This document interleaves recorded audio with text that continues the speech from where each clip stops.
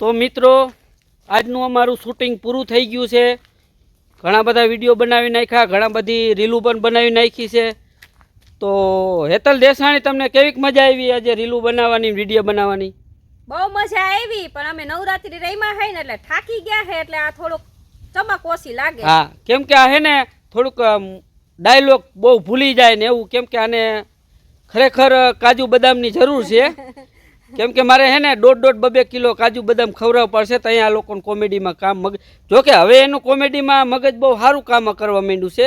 કેમ કે હવે તો મને ફટોફટ જવાબ આપી જ દે છે. બરાબર? બાકી મજા આવી ને તમને?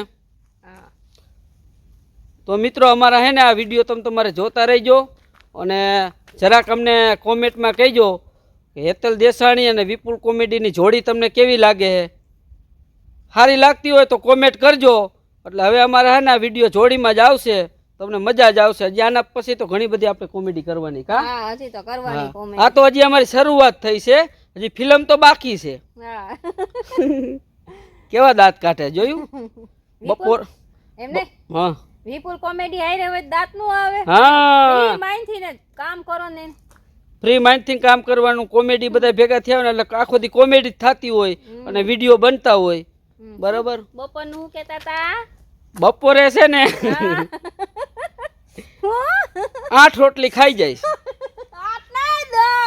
10 રોટલી ખાઈ જાય છે, 2 સાઈઝની થેલી પી જાય છે. સમજા? મને થોડાક મોંઘા પડે છે.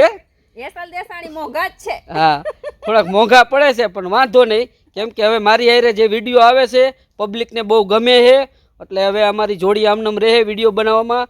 તો અમારા બ્લોગ, અમારા વિડીયો, રીલું તમે તમારે જોતા રહેજો. બરાબર?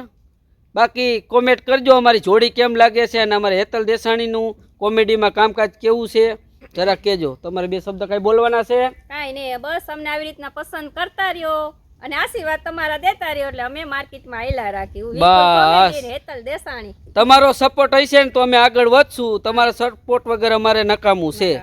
બરાબર ને? હાલો, હર હર મહાદેવ હર.